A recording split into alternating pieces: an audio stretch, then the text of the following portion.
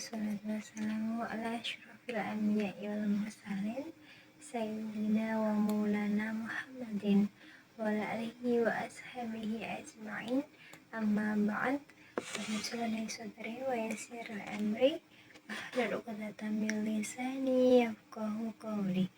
Amin amin ya rabbal alamin.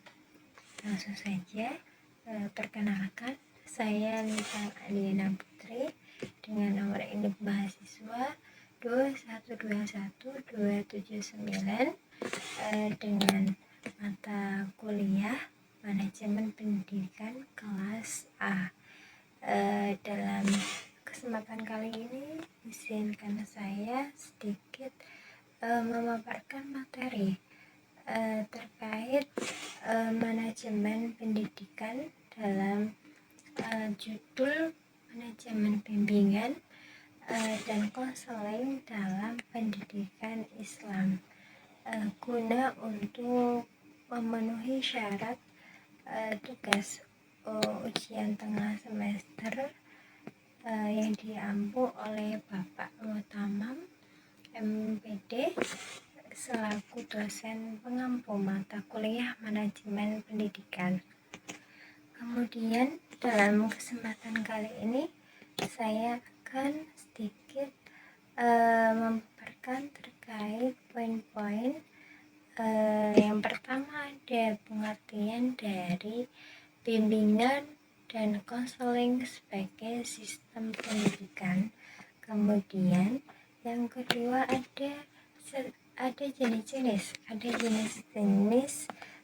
kegiatan layanan ataupun pendukung dari bimbingan konseling. Kemudian yang ketiga ada bagaimana sih kewajiban dan tugas seorang personil sekolah yang berkaitan dengan kegiatan bimbingan konseling. Mungkin itu saja. Selebihnya mari kita bisa simak bersama-sama terkait pemaparan yang akan saya bawakan. Baik, latar belakang dari materi kali ini yaitu keberadaan bimbingan dan konseling Islami dalam proses perbaikan akhlak tentunya sangat signifikan, dengan memberikan dorongan, motivasi, solusi terkait permasalahan siswa yang tidak langsung akan melakukan perbaikan terhadap akhlak siswa tersebut.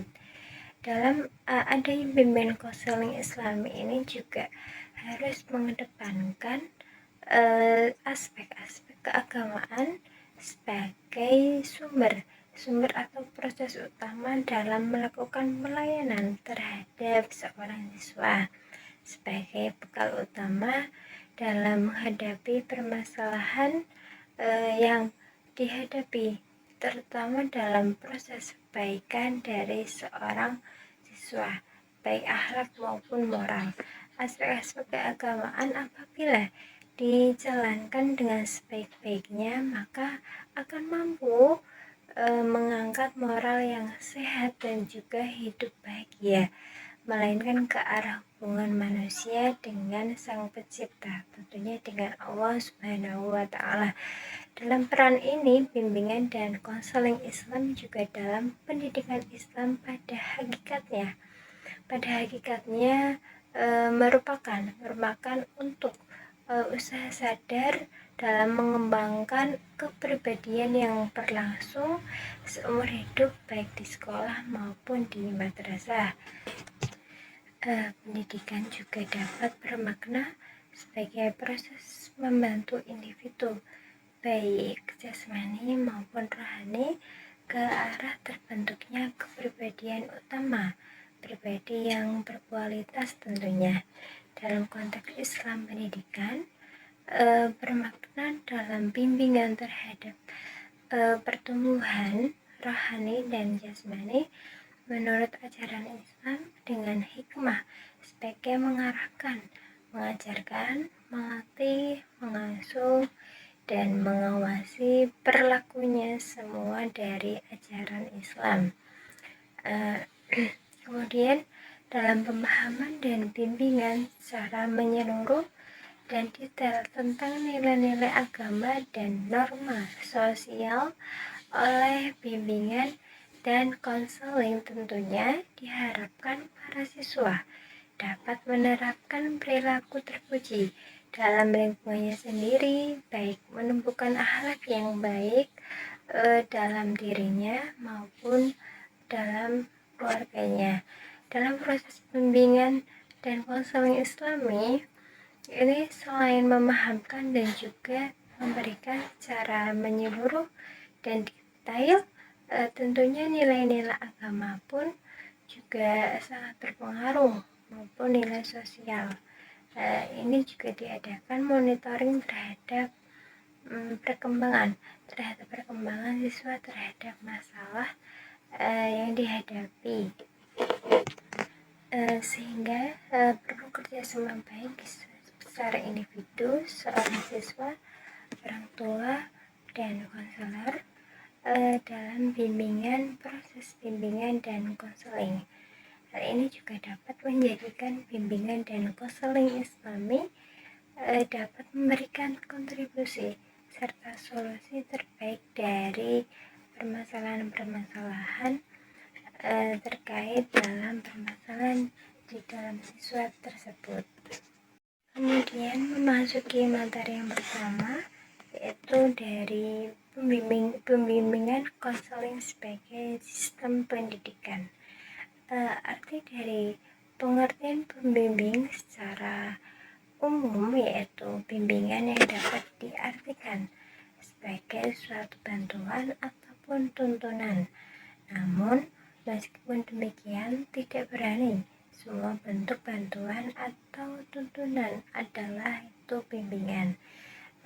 Bimbingan juga dapat diartikan sebagai suatu bantuan yang diberikan oleh seseorang kepada orang lain yang dirasa bermasalah, tentunya dengan harapan klien tersebut dapat menerima keadaan dirinya sehingga dapat mengatasi masalahnya dan juga dapat mengadakan penyesuaian diri terhadap lingkungan keluarga, sekolah maupun masyarakat.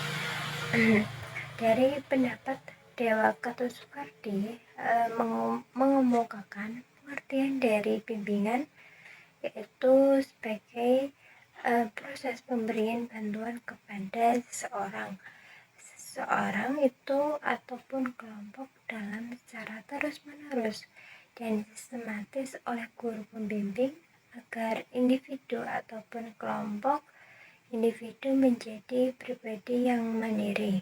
Kemudian berdasarkan beberapa definisi sebagai bimbingan yang telah dikemukakan oleh para ahli, tentunya kemudian dapat disimpulkan bahwasanya bimbingan adalah suatu proses pemberian bantuan dan juga suatu pembimbingan kepada yang dibimbing, tentunya dalam menghindari ataupun mengatasi kesulitan di dalam hidupnya agar tercapai kemandirian dalam menerima keadaan maupun dirinya sehingga dapat mengatasi permasalahannya dan juga dapat mengadakan penyesuaian diri dengan lingkungannya. Kemudian pembimbing juga tidak menentukan jalan yang ditempuh dari seseorang tersebut, melainkan hanya membantu menemukan dan juga menentukan sendiri jalan yang akan ditempuh, karena pembimbing juga bukanlah decision maker, melainkan seorang katalisator. Nah, memasuki pengertian dari konseling sendiri juga secara etimologis berarti memberikan saran ataupun nasihat, dan sedangkan untuk pengertian lebih jelas terkait konseling juga menurut para ahli, tentunya dari Arifin ataupun Eti Kartikawati, memberikan definisi terkait dari pengertian konseling, yaitu salah satu teknik dalam pembimbing yang diberikan konselor kepada konselor yang mempunyai masalah psikologis, tentunya baik sosial maupun moral, dengan berbagai cara psikologis agar konselor dapat mengatasi masalahnya sendiri. Dan juga menurut saya juga pengertian dari konseling sendiri itu upaya atau dari bantuan yang diberikan terhadap konseling supaya memperoleh konsep diri, kepercayaan pada diri sendiri untuk dimanfaatkan untuk olehnya memperbaiki tingkah lakunya pada masa yang akan datang. Kemudian untuk materi yang kedua terkait dari jenis-jenis kegiatan layanan atau pendukung bimbingan konseling. Kegiatan layanan bimbingan konseling yang itu juga sebagai perwujudan dari penyelenggaraan bimbingan konseling kepada seorang siswa. Nah, dari jenis layanan bimbingan ini, kemudian yang dimaksud dari layanan bimbingan konseling juga adalah layanan orientasi, informasi, layanan penempatan, dan layanan penyaluran bimbingan belajar konseling perorangan. Kemudian juga ada bimbingan kelompok dan konseling kelompok. Yang kedua ada layanan informasi. Ini maksud dari layanan informasi ini itu bertujuan untuk apa sih? Bertujuan untuk membantu seorang siswa memahami banyak hal yang berbeda. Nah, dari jenis informasi yang didapat digunakan sebagai dokumen musyawarah dan juga pengambilan keputusan dalam kehidupan seseorang. Untuk layanan yang ketiga ada layanan penempatan dan penyaluran. Yang dimaksud di sini itu bertujuan untuk membantu seorang siswa memperoleh penempatan atau penyaluran yang tepat sesuai dengan kondisi yang dialami oleh seorang siswa tersebut, baik pribadi maupun individu. Kemudian layanan yang keempat ada layanan bimbingan dan belajar. Yang dimaksud di sini bertujuan untuk membentuk dan mengembangkan sikap kebiasaan belajar baik secara individu maupun secara kelompok. Kemudian layanan yang kelima ada layanan konseling perorangan. Yang dimaksud di sini bertujuan untuk mendapati siswa untuk mendapatkan layanan yang secara langsung, secara tetap, maka dengan pembimbing dengan rangka pembahasan yang pemecahan masalah yang juga dihadapinya dengan secara individu atau perorangan. Kemudian layanan yang keenam ada layanan kelompok. Layanan bimbingan kelompok yang dimaksud di sini yaitu memungkinkan sejumlah siswa secara bersama-sama untuk memperoleh berbagai informasi dari narasumber tertentu, baik guru pembimbing maupun guru konselor. Kemudian untuk menunjang kehidupannya sehari-hari. Dan layanan yang ketujuh yaitu ada layanan konseling kelompok. Nah, yang dimaksud di sini yaitu untuk memperoleh siswa kesempatan ataupun membahas dan memecahkan masalah-masalah yang dihadapinya, kemudian secara dinamika kelompok, yaitu yang dinamakan bimbingan kelompok. Kemudian yang kedua dari kegiatan pendukung bimbingan ataupun disebut BK, bimbingan konseling. Yang pertama ada aplikasi instrumentasi bimbingan konseling. BK itu juga mencakup kegiatan pendukung yang bertujuan untuk menyimpulkan data ataupun keterangan tentang diri siswa maupun lingkungannya secara lengkap. Kemudian yang kedua ada himpunan data. Nah, dari sini yang dimaksud himpunan data yaitu guna untuk menghimpun seluruh data dan juga keterangan maupun yang relevan dengan keperluan pengembangan dan juga berbagai aspeknya.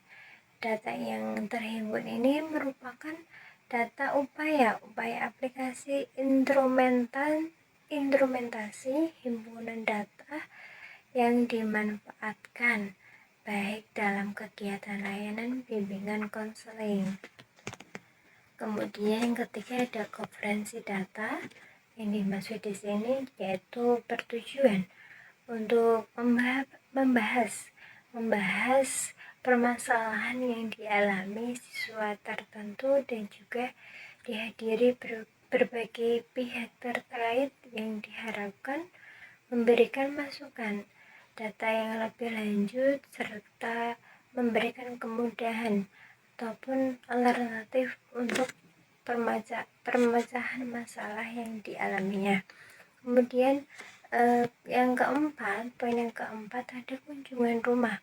Yang dimaksud di sini itu dalam memperoleh data yang diperlukan dalam memahami lingkungan maupun permasalahan siswa yang dilaksanakan dengan cara mengunjungi rumah siswa tersebut. Dan juga kemudian poin yang kelima ada alih tangan kasus. Yang dimaksud alih tangan kasus ini bertujuan untuk mengalih tangankan masalah yang siswa berbeda di luar kewenangan petugas bimbingan, kepala ataupun ahli lain yang berwenang agar siswa mendapatkan pelayanan yang lebih tepat. Kemudian materi yang ketiga ada kewajiban dan tugas personel sekolah yang berkaitan dengan kegiatan BK, bimbingan konseling. Yang pertama ada kewajiban dari kepala sekolah sebagai penanggung jawab kegiatan pendidikan di sekolah. Tugas kepala sekolah itu mencakup berbagai hal. Yang pertama ada mengkoordinir seluruh kegiatan pendidikan yang meliputi kegiatan pengajaran ataupun pelatihan dan bimbingan sekolah.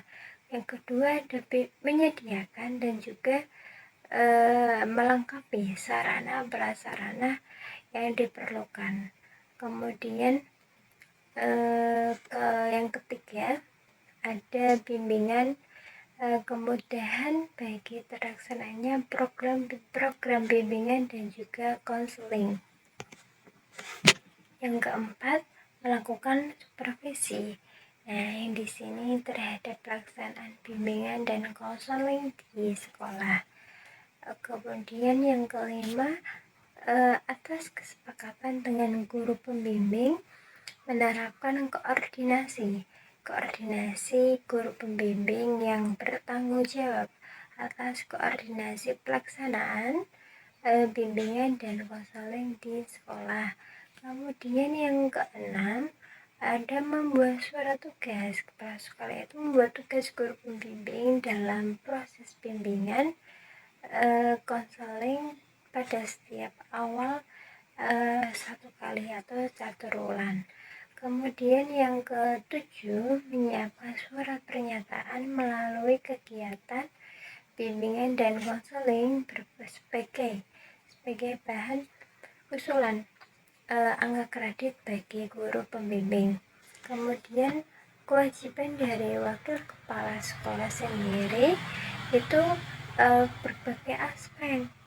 Yang pertama ada mengkoordinasi pelaksanaan layanan bimbingan dan konseling kepada personel sekolah, baik staf maupun guru yang lain.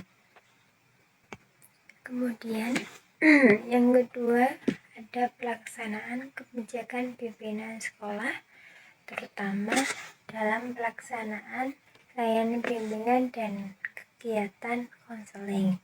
Kemudian ketika ada melaksanakan bimbingan dan konseling terhadap minimalnya 75 seorang siswa bagi wakil kepala sekolah yang berlatar belakang bimbingan dan konseling itu yang dikhususkan.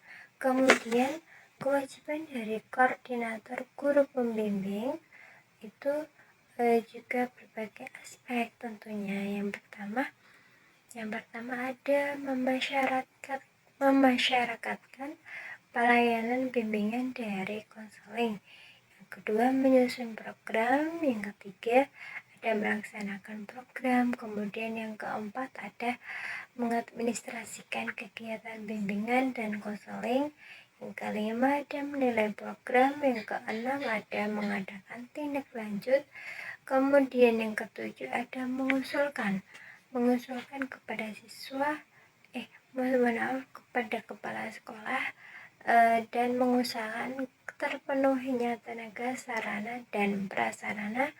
Yang kedelapan ada mempertanggungjawabkan pelaksanaan kegiatan bimbingan dan juga kegiatan konseling kepada kepala sekolah. Kemudian kewajiban dari guru pembimbing juga berbagai aspek. Yang pertama ada memasyarakatkan kegiatan bimbingan dan juga konseling. Kemudian yang kedua ada merencanakan program bimbingan dan konseling. Yang ketiga ada melaksanakan persiapan kegiatan bimbingan dan konseling.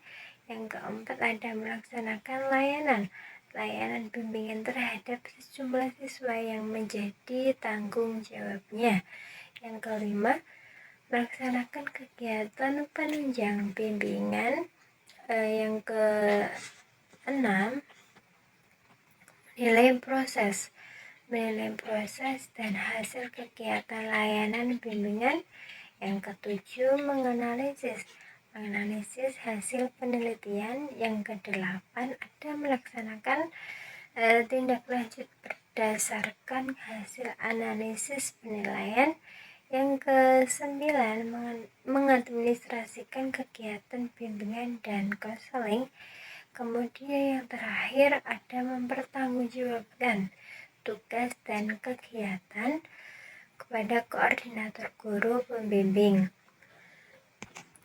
Kemudian kewajiban dari seorang staf administrasi, yang pertama ada membantu guru pembimbing dan juga koordinator dalam mengadministrasikan seluruh kegiatan bimbingan dan konseling di sekolah maupun di madrasah. Kemudian yang kedua bisa membantu mempersiapkan seluruh kegiatan bimbingan dan konseling. Yang ketiga membantu menyiapkan sarana dan yang diperlukan dalam layanan bimbingan dan konseling. Selanjutnya dari kewajiban seorang guru mata pelajaran, yang pertama mencakup membantu memasyarakatkan layanan bimbingan kepada siswa. Itu juga tugas dari seorang guru mata pelajaran. Kemudian yang kedua bekerja sama dengan guru pembimbing tentunya saat mengidentifikasi siswa yang memerlukan bimbingan ataupun observasi. Kemudian yang ketiga ada mengalih tangankan siswa yang memerlukan bimbingan kepada seorang guru pembimbing Kemudian yang keempat, mengadakan upaya tindak lanjut layanan bimbingan apapun yang disebut juga program perbaikan dan program pelayanan pengayaan. Yang kelima, memberikan kesempatan kepada siswa untuk memperoleh layanan bimbingan dari guru pembimbing. Yang ketujuh, ikut serta dalam program layanan bimbingan, misalnya saat konferensi kasus, baik yang menimpa siswa ataupun menimpa seorang guru. Kemudian yang ketujuh, membantu pengumpulan data informasi yang diperlukan dalam rangka penilaian layanan bimbingan. Kemudian kewajiban dari seorang wakil kelas ataupun ketua kelas, yakni ada membantu pembimbing melaksanakan layanan yang menjadi tanggung jawabnya. Kemudian yang kedua, membantu memberikan kesempatan dan kemudahan bagi siswa yang khususnya menjadi tanggung jawabnya untuk mengikuti layanan bimbingan belajar. Yang ketiga, ada memberikan informasi tentang siswa di kelasnya untuk memperoleh pelayanan bimbingan dari guru pembimbing. Yang keempat, ada ikut serta dalam konferensi kasus, itu juga seorang seorang ketua kelas juga itu termasuk tugasnya ya. Yang kelima, ada menginformasikan kepada guru mata pelajaran terkait siswa yang perlu diperhatikan dalam di kelas saat ia menjadi tanggung jawabnya untuk mengikuti layanan bimbingan konseling. Selanjutnya, kesimpulan dari materi yang sudah saya sampaikan ini, dalam bimbingan sendiri itu merupakan suatu proses pemberian bantuan terhadap ataupun pembimbingan kepada yang dibimbing dalam menghindari ataupun mengatasi kesulitan di dalam hidupnya. Nah, dalam hal ini tercapai kemandirian saat menerima keadaan dirinya sehingga dapat mengatasi permasalahannya dan juga mengadakan penyesuaian diri dengan lingkungannya. Dan yang dimaksud dari konseling sendiri itu juga dapat upaya bantuan yang diberikan kepada konselor, kepada klien yang dilakukan dengan wawancara untuk memecahkan masalah dalam hidupnya agar klien dapat memperoleh konsep diri dan kepercayaan diri sendiri dalam memperbaiki tingkah lakunya pada masa yang akan datang. Kemudian dalam arti keseluruhan, bimbingan konseling ini juga merupakan kegiatan yang integral dalam melaksanaan operasional di sekolah-sekolah yang dilakukan secara bersamaan. Mungkin itu saja yang dapat saya sampaikan, kurang lebihnya mohon maaf.